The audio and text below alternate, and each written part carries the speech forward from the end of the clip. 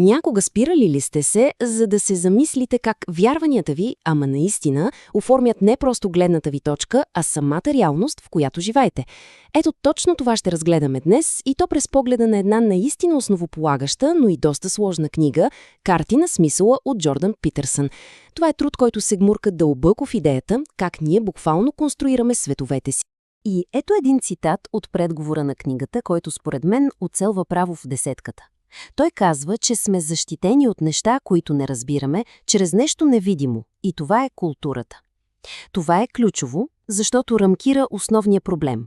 Всички ние сме обгърнати от тези невидими структури от вярвания. Но какво става, когато те започнат да се рушат?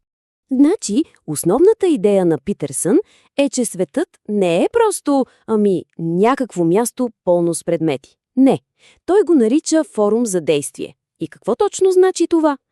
Представете си един чук. Той не е просто, дърво и метал. Не, той е инструмент. Инструмент за строене, а може би и за разрушаване. Всичко около нас има значение, което е свързано с целите ни. Нещата не просто съществуват, те означават нещо за нас. И тук идва, може би, най-важното уточнение.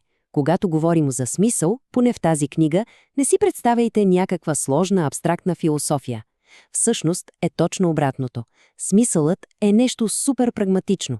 Смисълът на нещо се определя от това, как то променя поведението ни, как влияе на плановете ни за бъдещето.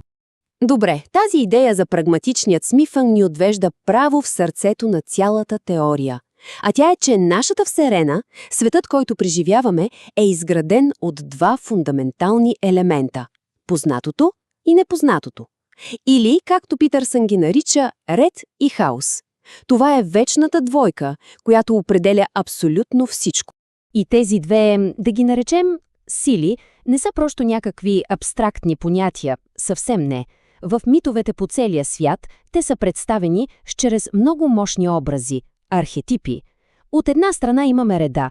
Това е всичко познато, културата, правилата, предсказуемостта. Той е символът на Великия баща. А от другата страна, там е хаосът, непознатото, природата, всичко ново и неочаквано. Той пък е Великата майка или онзи страшен дракон на хаоса. Добре, звучи малко абстрактно, не? Нека го направим по-конкретно. Как работи това в нашия живот?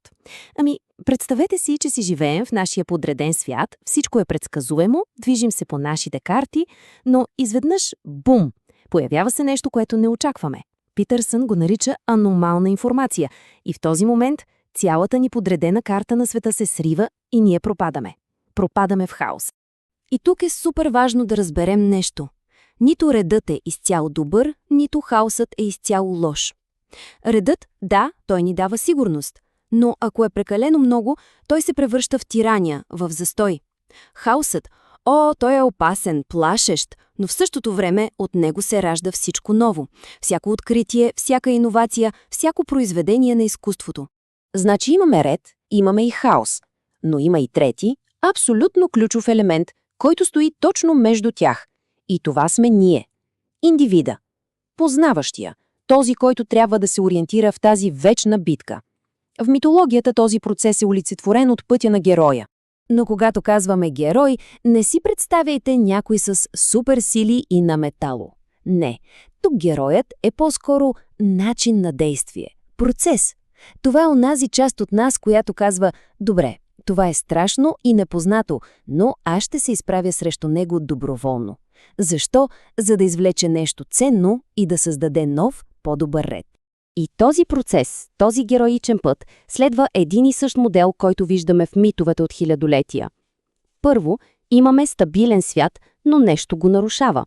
Второ, героят доброволно се изправя срещу проблема, срещу непознатото. Трето, тази среща го променя, трансформира го.